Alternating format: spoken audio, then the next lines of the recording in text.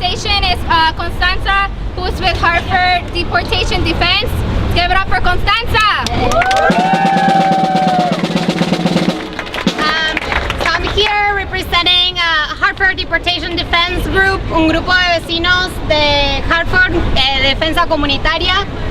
What we're doing is getting together and trying to figure out how to respond to the violence and the terrorism that our immigrant community is experiencing every day in Hartford and in Connecticut. So we're working with other organizations. We're part of CIRA. We're talking to different organizations across the state, but the most important thing is that we are here in Hartford, in our own city, taking a stand against this violence. That is so important. Like Alok was saying, this is happening right here to our people, to our families, to our neighbors. So it's so important to support in any way you can. And thank you for coming here today, and let me know if you want to get involved in any way. There's people working.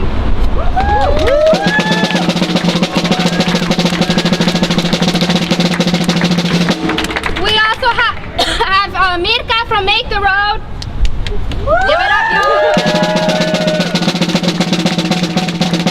So my name is Mirka and I come from Make the Road. I am an organizer with Make the Road right here. Give it up for my members. Woo! We are a statewide organization fighting with the Latinx and Hispanic community and immigrant community to make sure that we know our rights and we take action. And today we are here for Roxana and Claudia and all the other families, and we take this number 7,000 into consideration. 7,000, over 7,000 people have been killed. Let that sink in. This is not just a number. Every single one was a person. Look at the people around you. This is not just a number, not just a statistic, okay? And we at Make the Road envision a world where children aren't ripped apart from their families, where people aren't murdered for wanting a better education, where people aren't denied their basic human rights and die because of this. Okay?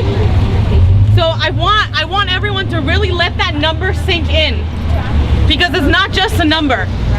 Over 7,000 people. Human beings, okay? And how many more unreported? How many more have faced abuse and violence and lived through that and have to live with that trauma? There's no way that these numbers could ever be accurate, because this violence and abuse is so systemic that we would never know the full extent of it. But it's spaces like this that we want to create and build community, because it's not going to take a day to change things. It's not going to take 2 days. It's not even going to take a month, right? It's going to take years of creating spaces like this to really change things. And we need to change things. And I know that this community is resilient as fuck, and we're going to do this because we're together and we're in community.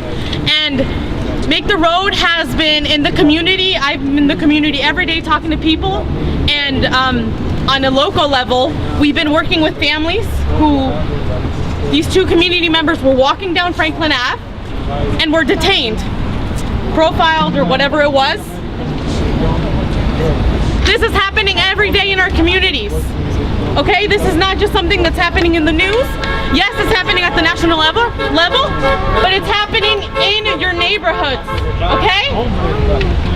So we need to stand up against that and say, what is wrong with these people that they are tearing families apart?